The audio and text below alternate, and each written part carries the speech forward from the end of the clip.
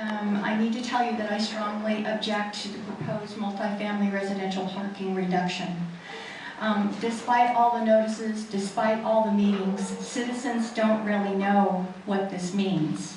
You have not done, in my opinion, a good job explaining what this proposed ordinance will do to parking in Campbell.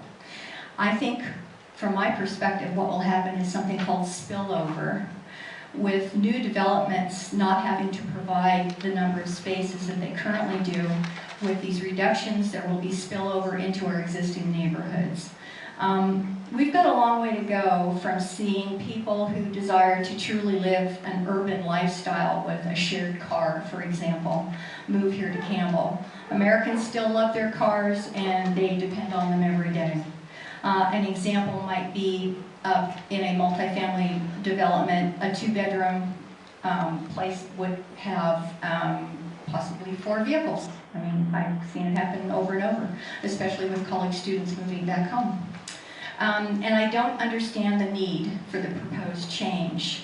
I can see that there's a clear benefit for a developer, but I don't see any benefit for our downtown neighborhoods. Thank you.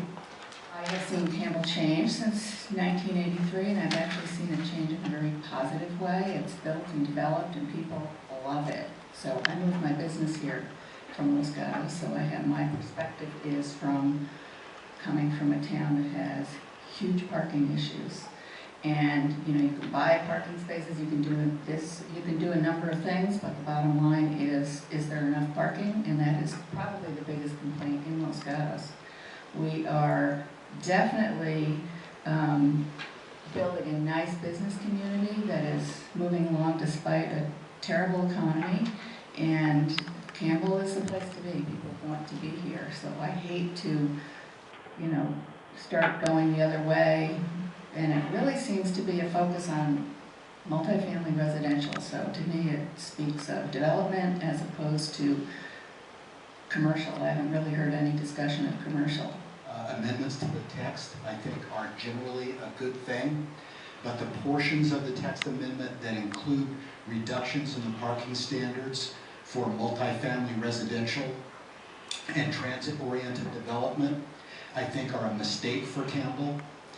And the reason I very strongly believe that is because, one, there's as staff said earlier, the genesis of all of this seemed to be that our parking standards in Campbell were higher than those standards for surrounding cities. I think that's one of the things, you know, we're always talking about the uniqueness and the differences in Campbell. So I wonder why sometimes staff struggles so hard to make us more like other cities. And in this case, it doesn't make sense because the net numbers that we're talking about are not the 2.5 to 3 that you mentioned, and that's still a little bit higher than other cities.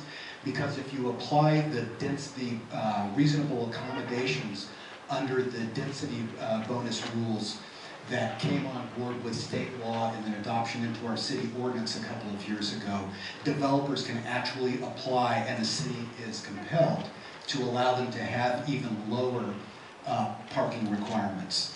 So it's not going to be the 2.5 to 3. It's going to be lower than our standard is. So I wonder why we're giving up on that one.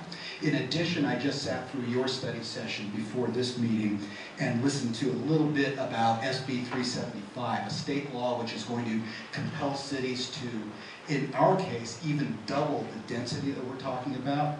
So I think the opportunity for incredible congestion and frustration in the downtown area and all of these areas transit-oriented is very, very high. I think it's an irrevocable mistake to make that change, particularly since our code allows the city to grant exceptions anyway. So why give that option up?